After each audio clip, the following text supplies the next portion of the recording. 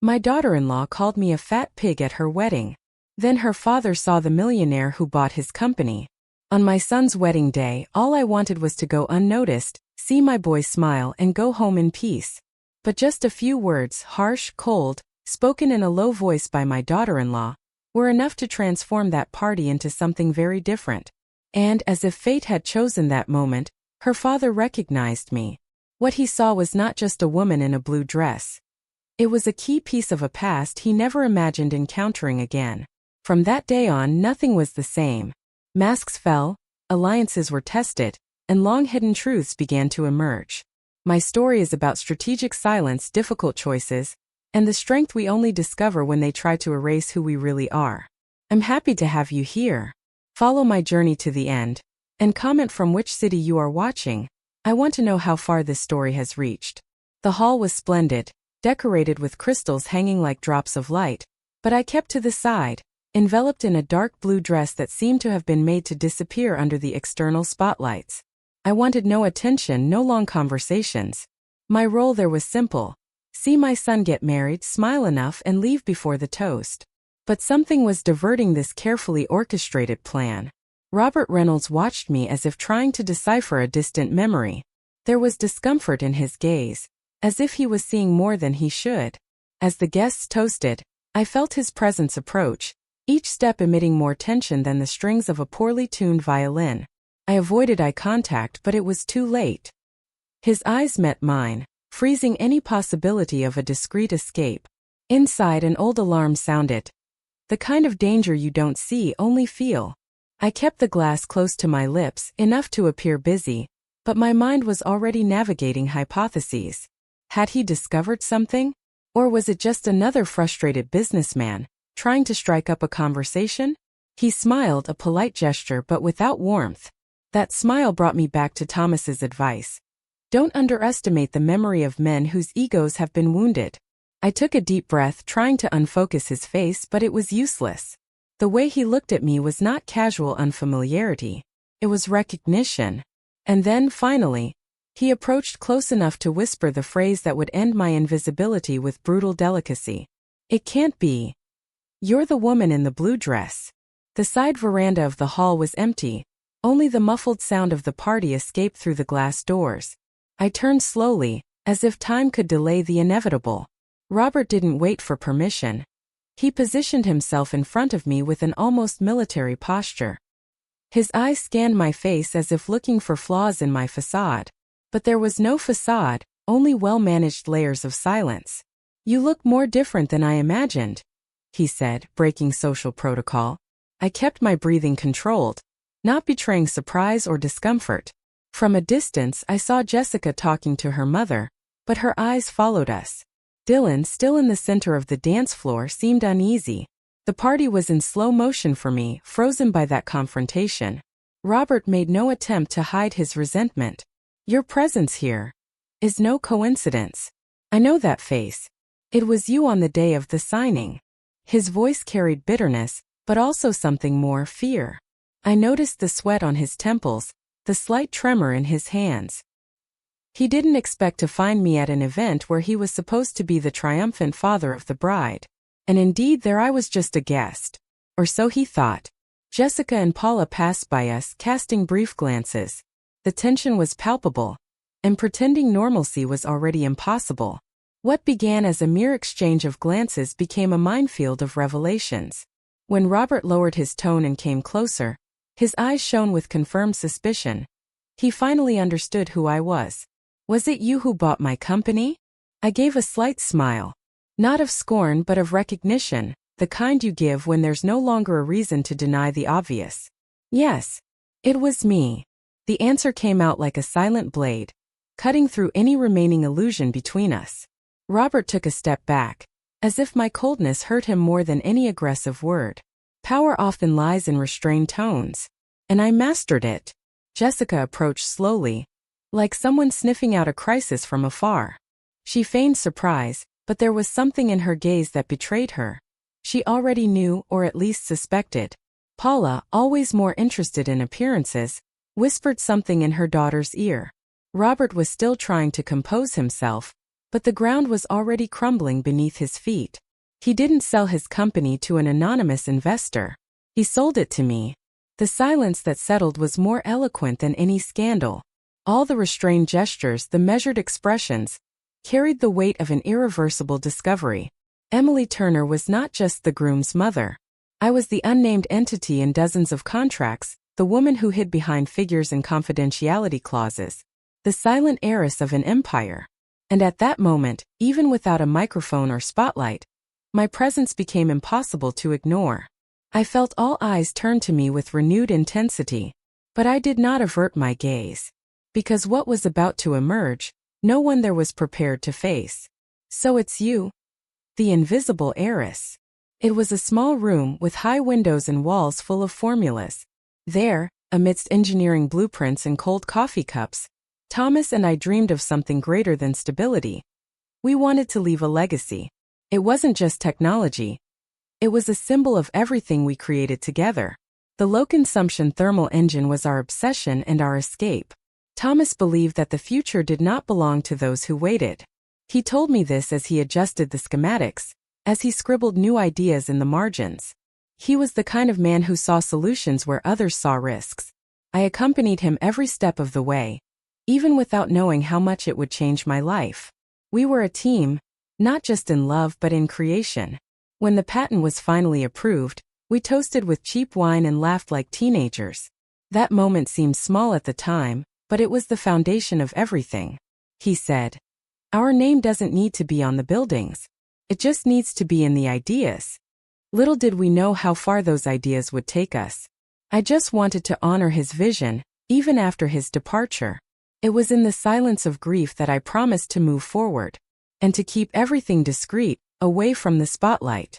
The legacy would be protected, even if no one knew it existed.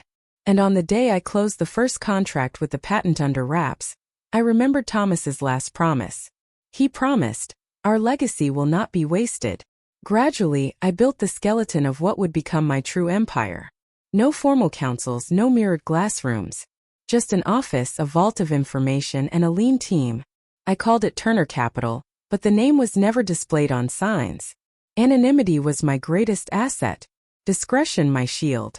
I started with $25 million that had silently multiplied after Thomas's death. Investments in biotechnology, infrastructure, artificial intelligence. It wasn't luck, it was calculation. And when I identified instability at Reynolds Holdings, I understood it was time to act. The purchase was made in tranches, disguised by holdings and legal layers. No one would ever link me to the acquisition. Robert never knew what hit him.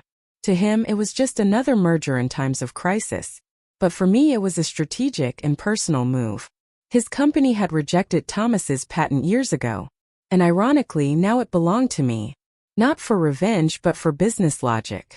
The past bowed before my patience. Years passed until that wedding. And even in that hall with my blue dress and my discreet smile, they still didn't know who I was. But time collects its debts. And the pieces began to fall, one by one. $25 million was just the beginning. Back to the present, Dylan's expression broke me more than any words could.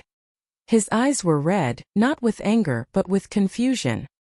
He pulled me aside, away from prying eyes, as if trying to understand where it all began to fall apart. "Why didn't you ever tell me?" His voice was low but carried a pain I knew well. I tried to touch his arm but he pulled away. "This money, this company, it's all yours?" With each question, a piece of trust seemed to disintegrate. I took a deep breath. It wasn't about the money, Dylan.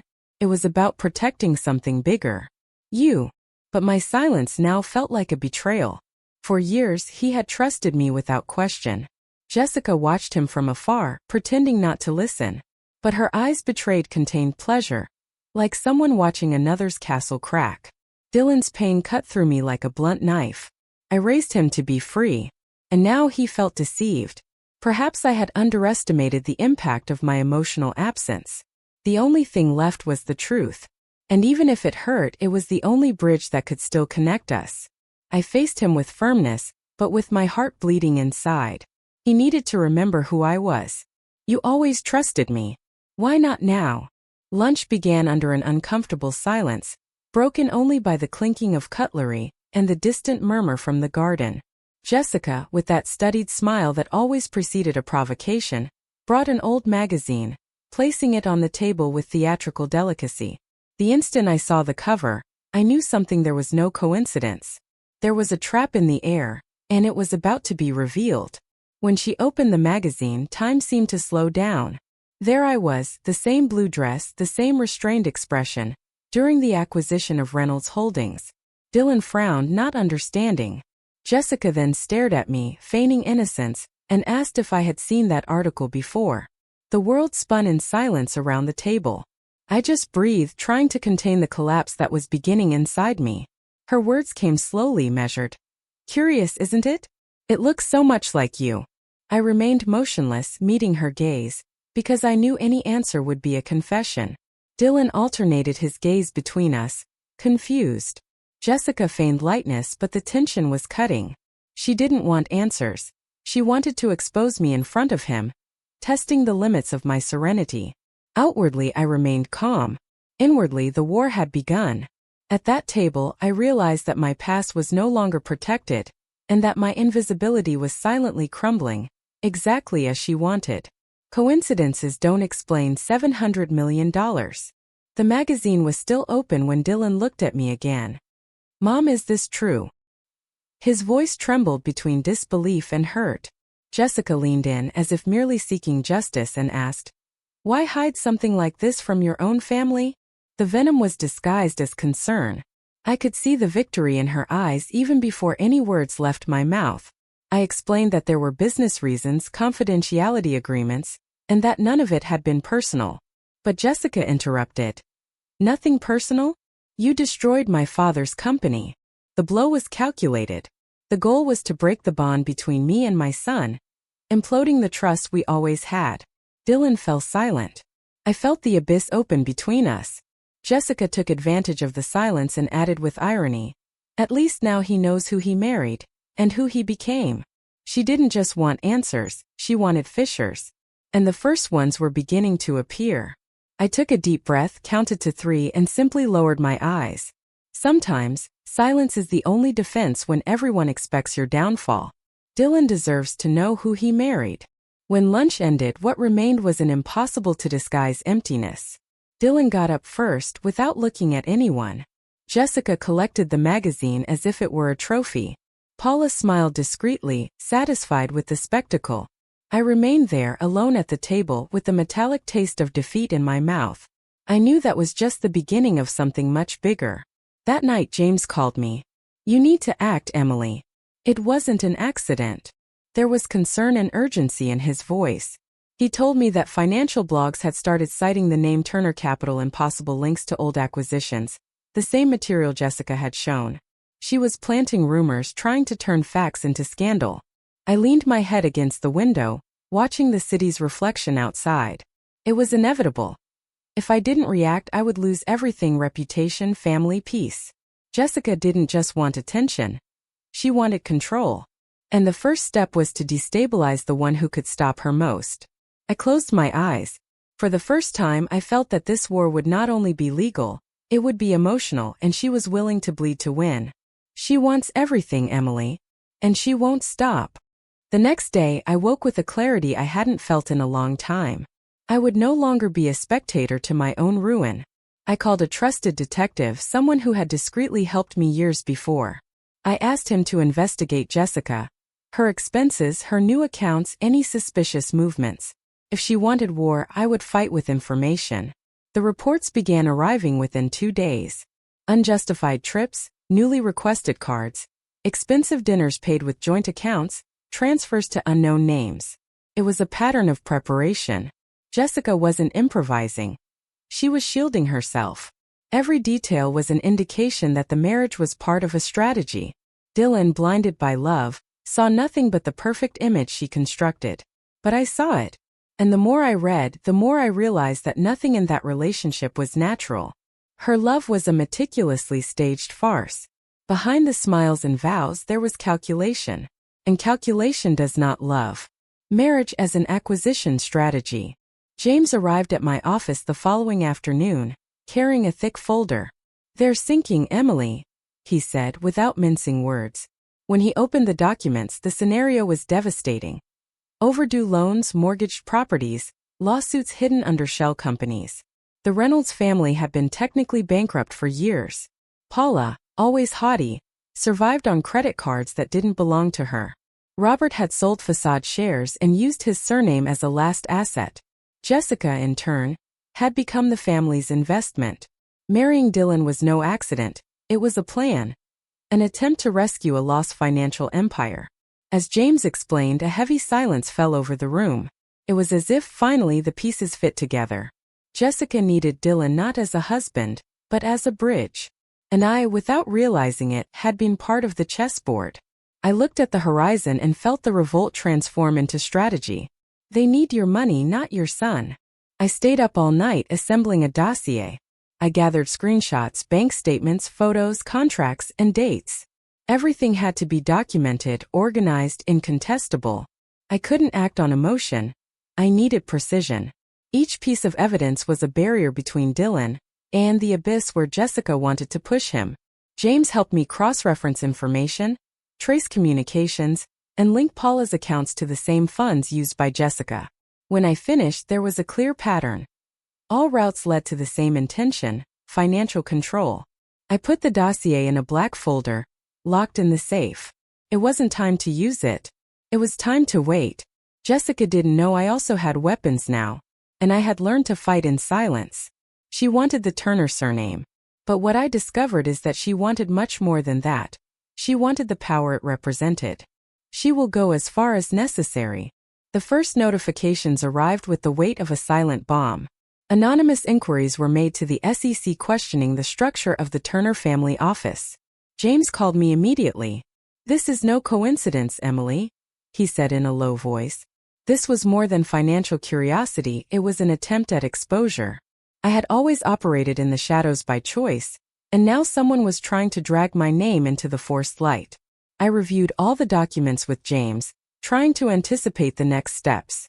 The silence that had always protected me was now the main threat. Jessica knew where to aim, and apparently it wasn't just her. Public exposure would turn me into a target not only for the curious, but for investors, competitors, and opportunists. Everything I had built would be called into question, as if it weren't legitimate. The SEC had not yet made anything official, but rumors began circulating in forums and market newsletters. The movement was too orchestrated to be accidental. I had enemies, and they wanted me to face this fire in the spotlight. James looked at me firmly and said without hesitation, "They will force you to appear, and you need to decide when and how." I took a deep breath. I didn't fear scandal, I feared the damage to Dylan. But something told me this was just the beginning of a new front of battle. Someone wants to force you out of the shadows. The first headline appeared in a secondary finance column. Who is the woman behind $700 million? Then came theories, suspicious connections, photos of me at discreet events. The anonymity I had maintained for decades began to crumble, and with it, the security of someone who had always operated behind the scenes. Dylan appeared in the office the next day, confused and worried. "Why are they talking about our family like this?" he asked, still trying to understand the real impact. I downplayed it, saying they were just speculations, but he wasn't naive. He was beginning to understand that the Turner name was now more than a surname, it was a public vulnerability. Jessica, on the other hand, acted as if nothing was happening. But I knew that this was the work of someone with access to internal details. And the biggest clue was simple. The information disclosed matched confidential dates and figures. Dylan still didn't understand what was at stake, but I did. My entire life of discretion was at risk, and he would be the next victim. Because once your name appears in the headlines, your privacy becomes a bargaining chip. Your privacy is the next target. I invited Jessica to a private meeting. No Paula, no Mark, no Dylan. Just the two of us. She arrived in a shimmering white dress and an almost angelic smile. But her eyes told another story. They were alert, cold, attentive to every one of my gestures. We started with civility, but within minutes the veils fell. "Why so much concern about secrets, Emily?" "He who owes nothing fears nothing," she said with a sweet smile. I remained calm, but the tone of the conversation escalated. You are crossing a dangerous line, I warned. Not everything is resolved with blackmail. Jessica leaned back, crossing her legs with calculated slowness. I'm not blackmailing. I'm just bringing to light what you've always hidden. She wanted to provoke me, to throw me off balance, and she almost succeeded. The tension in the room was thick. We were on opposite sides of a war that, until then, was silent. But now there were words, intentions, and explicit threats. She didn't just want the money. She wanted control of the narrative. She wanted to transform my public image into whatever was most convenient for her plans. And I understood then, if I didn't tell my version, she would tell hers. Control the narrative before they destroy it. Mark Vance emerged as the strategist he always was. Serious, direct, and dangerously articulate, he proposed a restructuring of the Turner assets through a family trust. The idea was to involve Dylan, Jessica, and supposedly ensure protection of the legacy. But what he was really proposing was to give Jessica a seat and decision-making power. I listened in silence. Jessica smiled as Mark explained. After all, with the name come responsibilities and access. She didn't just want a share. She wanted a voice, a vote, a presence behind the scenes. Dylan was there listening but not fully understanding what that implied. It was a subtle blow, to place the daughter-in-law as co-manager of an empire built in silence. The proposal was clear, legally sound, morally dubious. I looked at Jessica and saw the same gleam I recognized years ago in corporate rivals. Greed disguised as commitment. There was no affection in the proposal, only ambition. And I knew what she would do with the power, if she had it in her hands. She didn't want to join the family. She wanted to replace its founder. With the name comes power and access. I waited for Mark to finish. I thanked him, and with complete serenity, I declared that I refused the proposal. My assets are not a consolation prize nor a field of expansion for third parties. Jessica shifted in her chair, surprised by my firmness. I continued. But I am willing to offer a way out, $5 million. Immediate liquidity. In return, you disappear from our lives. The silence was almost solemn. Mark seemed uncomfortable, but Jessica just smiled. You're paying me to leave your family? I looked at her with serenity. I'm paying to protect what I've built. And to prevent you from destroying what my son doesn't yet realize he's about to lose. It was a direct proposal, no beating around the bush, with a high price and a built-in warning. Jessica didn't answer immediately, but I saw in her eyes that she was already calculating her next steps. She didn't expect me to take control of the negotiation with such coldness. And perhaps that's why she hesitated. But I knew. When you negotiate with someone who plays dirty, you have to speak the language of the cut. You don't negotiate with someone who plays dirty. Jessica asked for 72 hours. She said she needed to think. Mark said goodbye cordially, promising a quick return. Dylan, who had been silent throughout the meeting, looked at me without a word. There was no judgment in his gaze, there was doubt. And perhaps for the first time, distrust. I knew he was torn. The proposal seemed drastic, but it was necessary. I couldn't continue to watch his life be consumed by someone who saw him not as a man, but as an asset. Even if he didn't understand it now, one day he would. That night I sat alone on my balcony. The city twinkled in the distance, but my mind was at war. Jessica would think about the numbers, the risks, the future. But if she had any shred of affection, she would have refused immediately. Her silence said it all. Because someone who loves doesn't hesitate at a price to leave. He who loves does not hesitate. Jessica's silence lasted exactly 3 days. On the 4th, she appeared with Mark, impassive, as if she had already done the math, weighed the pros and cons, and decided. She signed the documents without hesitation, like someone closing an ordinary contract. No tears, no speeches. Just the sound of the pen gliding on the paper and the silence that followed. She stood up, straightened her dress, and left. She didn't say goodbye to Dylan, nor did she look back. Paula waited for her in the car with dark glasses and the air of someone who knew that game was over. When the door slammed shut, I felt a weight lift from the air. Jessica was gone, with $5 million in her pocket and the feeling of having won. But I knew the truth. She didn't come for love. She came for calculation. She didn't stay out of sentiment. She stayed for strategy. And when she realized her plan had reached its ceiling, she sold her silence with the same coldness with which she entered. It was the end of a chapter. And the beginning of a wound. The fortune was always the target. Dylan sought me out at the end of that afternoon. His eyes welled up, his shoulders slumped, his soul exhausted. He sat before me as he did when he was a child, when he sought comfort without needing to say anything. "You should have told me," he said, his voice choked. "Everything. Before everything." I remained silent for a few seconds. Then I spoke firmly. "Perhaps so. But I protected you from the truth that would have destroyed you too soon." He cried in silence. She left without even looking at me. How could someone like that have loved me? I took a deep breath. Did she love you? Or did she love what you would inherit? It was cruel but necessary. Because sometimes healing begins with the pain of a truth. And Dylan knew. Deep down he always knew. Did she love you? Or did she love what you would inherit? 2 days later he filed for divorce. No ceremony. No attempt at reconciliation. Just a filed document and a broken heart. Dylan began to withdraw, frequented the office less, cut off social media, sought therapy. It was the beginning of a painful reconstruction. But I saw in his eyes the seed of something new. For the first time he was not part of anyone. Not a husband, not an heir, nor a bridge between two warring women. He was just him. We spoke little but deeply. Our silences now healed, they didn't separate. And he said in one of those moments, "Now it's just me for the first time. Now it's just me for the first time." Santa Fe was a city of low lights and long silences. It was everything I needed. I bought a simple house with wide windows and wooden floors. I planted lavender at the entrance, hung white curtains, and for the first time, put my real name on the mailbox. Emily Grace Turner. No pseudonyms. No corporate structure. No legal shielding. Just my name in the right place. At the market, the neighbors called me Emily. Not Mrs. Turner.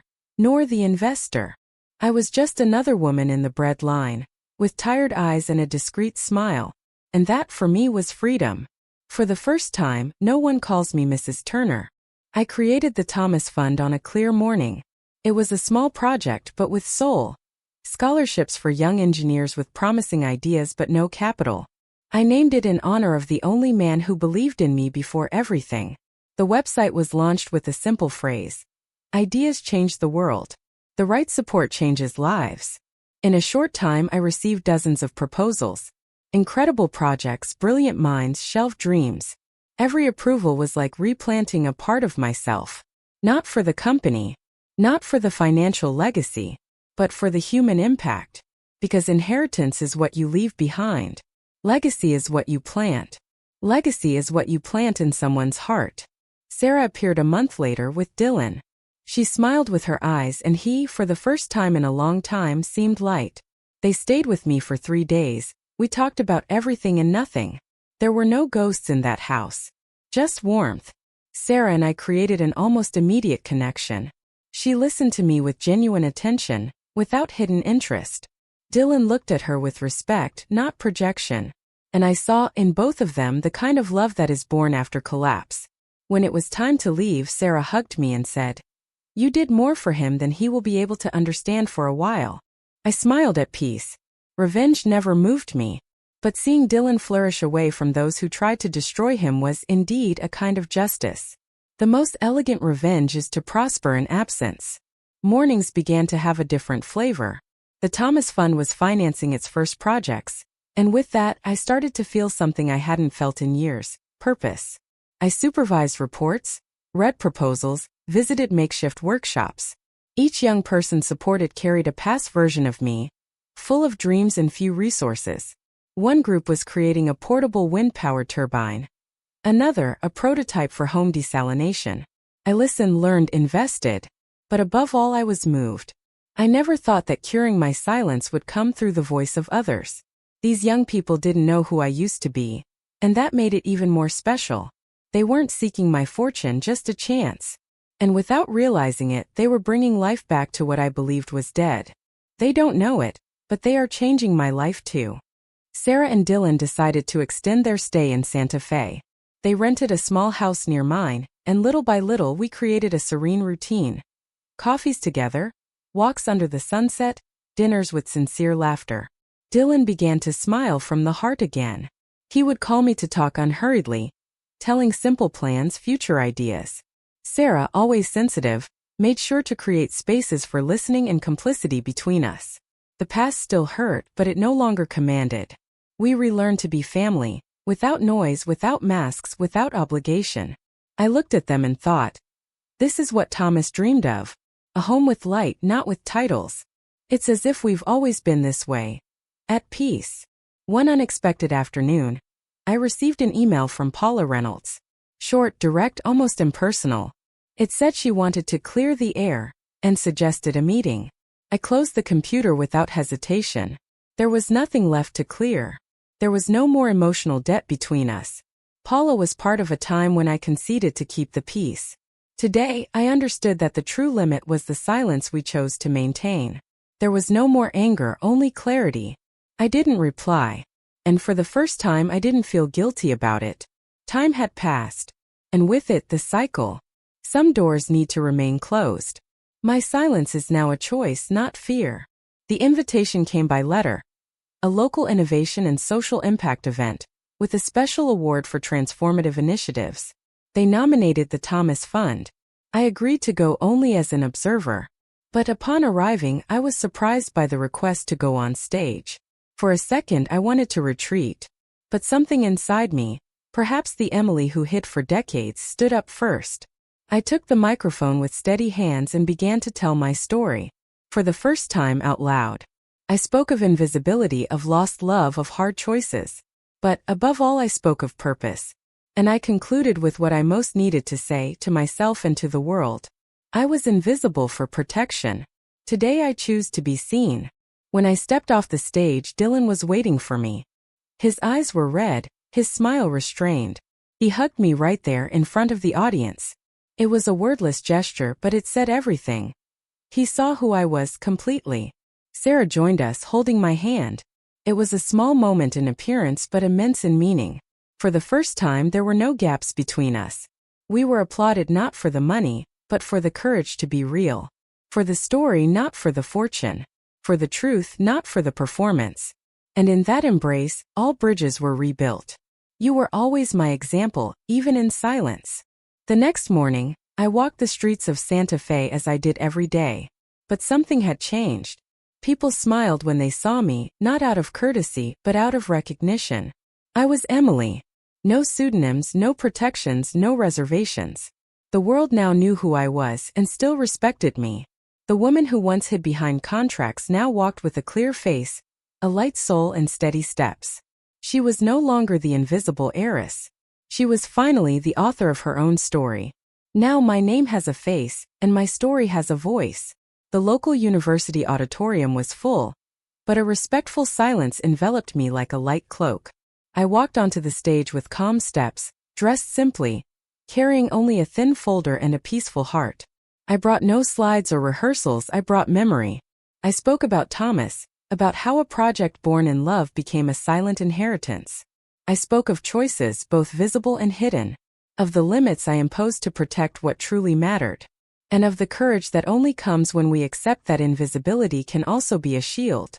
My gaze swept across the audience, full of young dreamers, and I realized that each of them could be the next to change the world. Being invisible was my choice, but never my weakness. At the end of the lecture, I called the first Thomas Fund scholars to the stage. There were 7 young people, each with a unique idea, a sparkle in their eyes, and a history of overcome challenges. They presented themselves with shyness and pride. Seeing them there, I understood that what we leave in the world goes beyond possessions and achievements. It goes into the names we help to flourish. Thomas would be there with me, smiling at every bold idea, at every look of gratitude. Applause came spontaneously without fanfare. I wasn't seeking applause, but seeing others rise because of something I helped plant. That, indeed, was legacy. The future is not inherited. It is built. After the event, I walked through the city in silence. Without haste, without a destination. The trees swayed as if applauding too. The people who crossed my path greeted me with a respectful nod. There was no flattery, no intrusion. Just recognition. My name was clear, not only in the records but in the memory of those who mattered. I no longer needed to hide my face, my past, my truth. I carried within me what no one could take away. A voice that never fell silent, only waited for the right time to be heard. And now it spoke with firmness. True wealth is being who you are, without asking permission. Now, I'm curious about you who heard my story. What would you do if you were in my place? Have you been through something similar? Support the channel by subscribing, liking, commenting, and sharing this video. I'm leaving another story on the final screen that you will also enjoy, and it will definitely surprise you. Thank you for watching. See you in the next video.